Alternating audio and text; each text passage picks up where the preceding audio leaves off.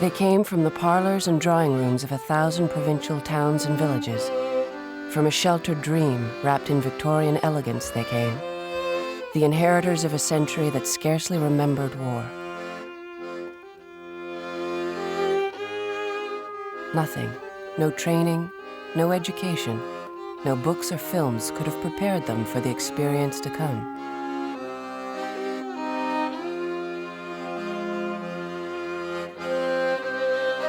In August 1914, a curtain of flame was drawn across the face of Europe. Every technological horror available to the most advanced nations on the planet was unleashed against the unprotected foot soldier. So they came, to calm the horror, to ease the suffering, to work ceaseless hours in the service of their boys. To 2 world wars they came, to face the blood and the appalling risks, to become, for hundreds of thousands of Canadian and Allied troops, angels of mercy.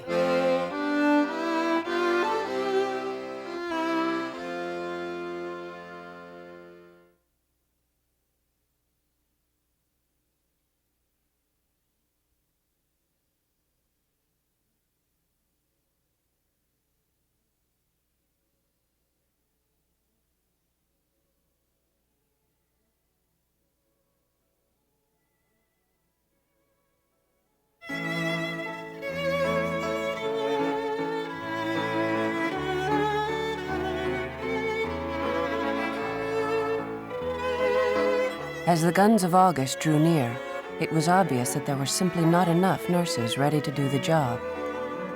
Yet within 3 weeks of the outbreak of war, applications had poured in, yielding the first wave of military and Red Cross volunteers. When I was very young, you know, they used to have posters of the Red Cross nurse and with the Red Cross cape and things like that.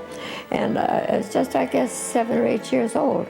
I was kind of interested in these nurses and always kind of liked to take care of people. And I always said, well, this is what I want to do.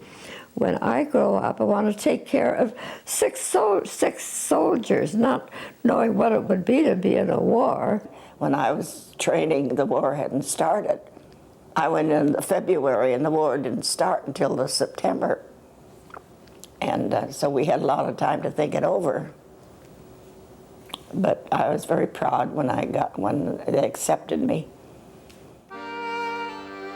Nursing sisters, so called for the nuns who had practiced hospital care for centuries.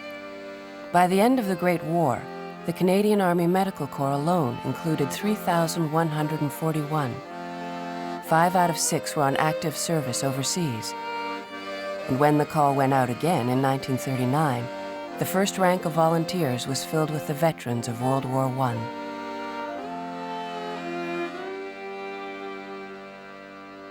My mother was really distraught that I should be in the Army, and she was always praying that I wouldn't go overseas.